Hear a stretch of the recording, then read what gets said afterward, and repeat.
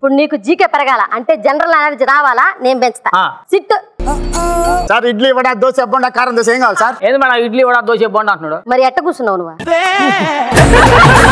stand కమాన్ పంకు తగ్గకు stand లేవయ్యా ఎట్టో మళ్ళీ సిట్ అంటారు కదా మేడం మీరు కిట్ అయినా కామెడీ అయినా జగన్ అయినా లవర్ అయినా నేను జగనంత వరకు వన్ సైడ్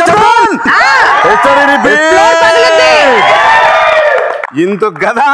ఈయన ఎవడైనా స్మైలింగ్ షరీఫ్ అంటున్నాడా మిమిక్రీ షరీఫ్ అంటున్నాడు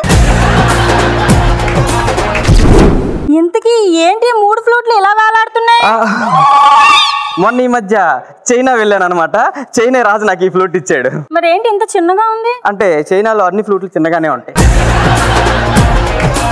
ఆ ఫ్లూట్ కి ఏంటి అన్ని బొక్కలు ఉన్నాయి అది నాదే కాలు విరిగింది కదా కెమెరా ఫేసింగ్ మర్చిపోతుంది అనుకున్నావా హాస్పిటల్లో ఉంది కదా ఇక హాస్యం గుర్తురాదు అనుకున్నావా